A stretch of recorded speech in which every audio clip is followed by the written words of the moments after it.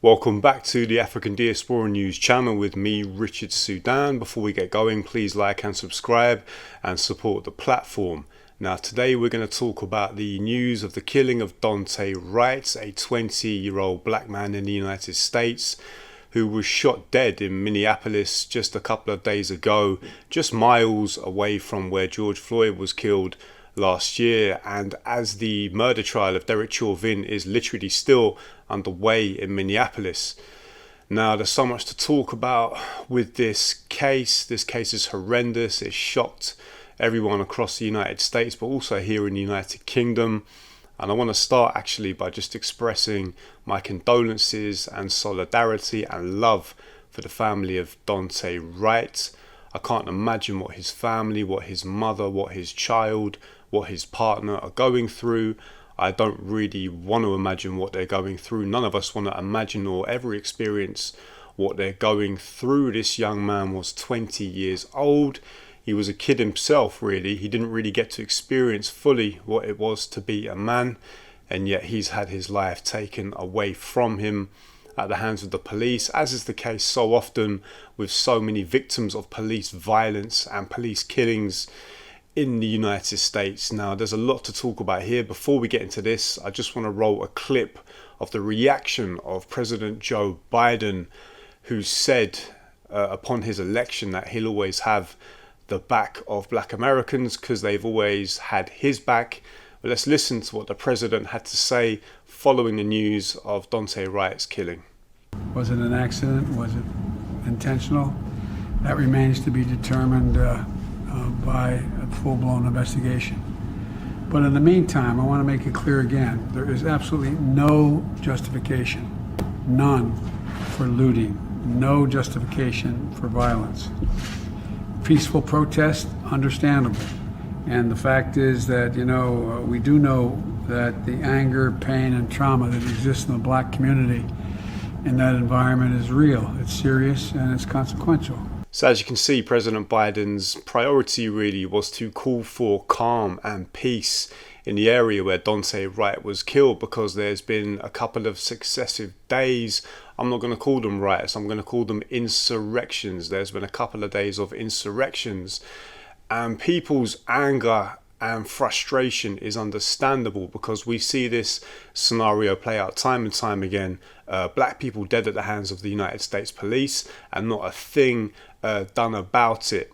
And the thing that also struck me was that President Biden said he understands the very real pain in the black community. And the reason this stuck out for me is because, of course, President Biden does understand the very real pain and anguish and hurt and suffering in the black community, because President Biden actually helped cause this pain and suffering, because he was one of the people that pushed through the '94 crime bill, which saw thousands of black people imprisoned in the United States incarceration system for crimes they shouldn't have been imprisoned in.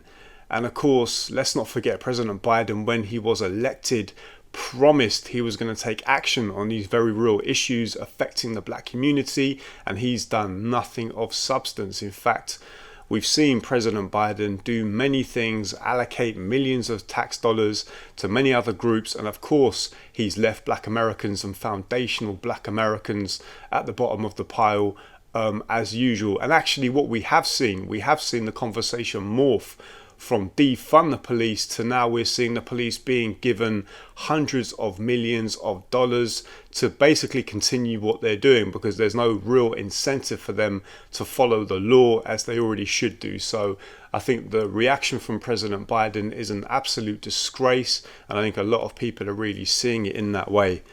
I want to talk also about Officer Kim Potter, who killed Daunte Wright. Now, she and I believe the police chief have actually resigned, and she was a 26-year veteran in the police force. Not 5 years, not 10 years, almost 3 decades, a police veteran in the area. And she was apparently training another officer on the job. And actually we're seeing reports also come through that Officer Kim Potter actually was involved in the fatal shooting of a 19-year-old autistic person back in 2019, and apparently this officer informed the police to turn off their body cam footage during the incident itself. So there's a very checkered history there. And also what I want to mention that we're seeing at the moment is the media reaction, as we always do regarding the killing of Daunte Wright. We're seeing the media go through the criminal history of this young man and essentially start to make every excuse under the sun for his killing when there is no excuse. This young man was stopped in his car over a license plate and over the fact he's had aerosol cans in his car. This young man was unarmed. He posed no physical dangerous threat to the police officers. He got back into his car because he was in fear for his life. And he was in fear for his life because he's seen how this scenario transpires with black people in the United States at the hands of the police. He had a feeling he was going to die. He was worried for his life. And that's exactly what happened in this instance.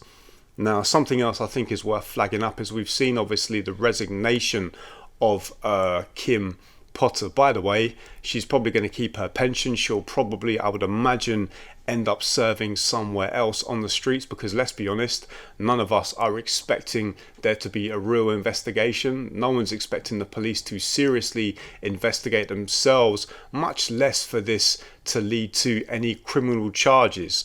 We see the police get away with this again and again. There's literally no accountability. The police are free to kill black people with impunity in the United States. And this is one of the points here, really. The police are not incentivized to stop their behavior. They keep their money, they keep their pensions, they keep their lucrative pensions, and again, they don't face charges. And we're seeing this instance very much play out with Kim Potter here. Now, what I found unbelievable, and we're all used to seeing these cases, none of us can really believe it, the excuse that's given here that this officer accidentally discharged her gun instead of her taser. This is one of the lamest excuses that I've ever heard when covering these cases. No one believes for 1 minute the word of this officer. This is an excuse. And if this officer doesn't face the music, this will be an excuse again in the future. And actually, it's been an excuse in the past. Now, what we did see, as I mentioned before, was Kim Potter resigned. And we also saw, I think, the police chief resign after there were demands for their resignations in the aftermath of the anger. And I saw the statement being made that because of these resignations, they hope that the protesters protesting following Daunte Wright's killing are somehow going to calm and somehow it's going to quell the outrage, and they hope that this will satisfy these people that something has been done.